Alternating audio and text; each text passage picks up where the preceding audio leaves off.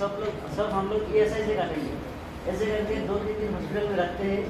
जब बिल बहुत होते हैं बोलते आई एम सॉरी ESI से काम नहीं होगा, तुम्हें ऐसे देना पड़ेगा, ऐसा ही बोलते हैं। मेरा फ्रेंड के साथ ऐसा हुआ था।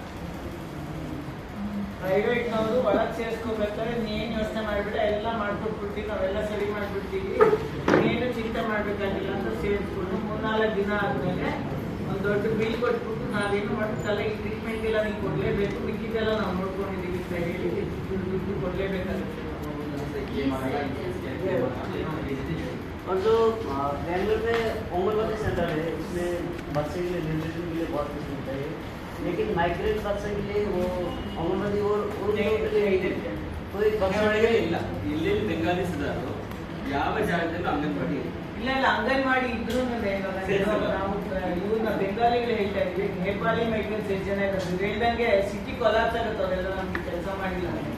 ಅವ್ರಿಗೆ ಏನಂದ್ರೆ ಅವ್ರ ಆಧಾರ್ ಕಾರ್ಡ್ ಇಲ್ಲ ಅಂದ್ರೆ ಅಂಗನವಾಡಿಲಿ ಸೇರಿಸ್ತಾರೆ, ಆ ಮಗು ಜನ್ಮ ಕುಂಡಲಿ ಅಲ್ಲೆಲ್ಲೋ ಕೂತಿರುತ್ತೆ ಬೆಂಗಾಲಲ್ಲೋ ಬಿಹಾರಲ್ಲೋ, ಅಲ್ಲಿಂದ ತರ್ಸ್ಕೊಳಕ್ಕೆ ಇವರು 10,000-20,000 ಖರ್ಚು ಮಾಡ್ಕೊಂಡು ಹೋಗಿ 1 ತಿಂಗಳು ಕೆಲಸ ಇಲ್ಲದೆ ಹೋಗಿ ಜನ್ಮ ಕುಂಡಲಿ ತಂದ ಮೇಲೆ ಅದು ಲಂಚ ಕೊಟ್ಟು 1,000-2,000 ಡಿಪೆಂಡ್ಸ್ 5,000 ಈ ತರ ಜನ ಆಧಾರ್ ಮಾಡಿಸಿದ್ರೇನೆ ಅಂಗನವಾಡಿಗೆ ಇದ್ರ ಅದದೇ ಲೋಕಲ್ ಏರಿಯಾ ಅಂಗನವಾಡಿಗೆ ನನ್ನ ಸೆಕ್ಯೂರಿಟಿ ನಾನು ಎಷ್ಟು ಪುಷ್ ಮಾಡ್ತೀನಿ ಅಂತಂದ್ರೆ ಅಂಗನವಾಡಿ ಮಗುನ್ ಸೇರ್ಸಂಗೆ ಆಧಾರ್ ಇಲ್ಲದೆ ಎಂಟ್ರಿನೇ ಇಲ್ಲ। ನೀರಿಗೆ ಅವ್ರು ಖರೀದಿ ಮಾಡ್ತಾರೆ, ಇನ್ನು ಸ್ನಾನ ಮಾಡ್ಲಿಕ್ಕೆಲ್ಲ ನಮಗೆ 400 ರೂಪಾಯಿ ಟ್ಯಾಂಕ್ ಇರುತ್ತೆ, ಅವ್ರಿಗೆ 800 ರೂಪಾಯಿ।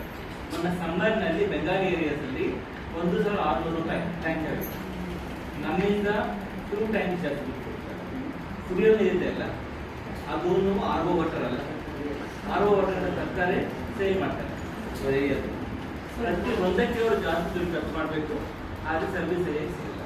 ಸರ್ ನಾವು ಸಿಸ್ಟಮ್ ಮಾಡಿದ್ದಾರೆ ಈ ಜನಾಂಗ ನಾನು ತುಂಬ ಹತ್ತಿರದಿಂದ ನೋಡಿರೋದೇನೆಂದರೆ ಚಿಕ್ಕ ಕಿರಾಣಿ ಅಂಗಡಿಯಿಂದ ಹಿಡ್ಕೊಂಡು ತರಕಾರಿ ಅಂಗಡಿಯಲ್ಲೂ ಅವ್ರಿಗೆ ಅಲ್ಲಿ ತುಂಬ ಮೋಸ ನಡೆಯುತ್ತೆ। ನಾನು ಕಂದಾಯ ನೋಡಿರೋದು ಇವಾಗ ಸ್ವಲ್ಪ ಮುಸ್ಲಿಮ್ಸ್ ಇವಾಗ ಅವರು ಸ್ವಲ್ಪ ಇವಾಗ ಸ್ಟ್ರಾಂಗ್ ಆಗಿದ್ದಾರೆ, ಅವ್ರನ್ನ ಎದುರಿಸ್ಕೊಳ್ಳೋದು ಬಿಟ್ಟಿದ್ದಾರೆ, ಇವ್ರನ್ನ ಈ ಥರ ಜನಾಂಗನ ಎದುರಿಸ್ಕೊಳ್ಳಿಕ್ಕೆ ಪ್ರಾರಂಭ ಮಾಡಿದ್ದಾರೆ। ನಾನು ಇದೇ ಬೆಂಗಳೂರಲ್ಲಿ ಅಡಿಕೆ ಸಮೀಪದಿಂದ ನೋಡಿರೋದು, ಆ ವೇಳೆಯಲ್ಲಿ ನನಗೆ ನೋವಾಗಿದ್ದು बात कर रहा था कि आप लोग को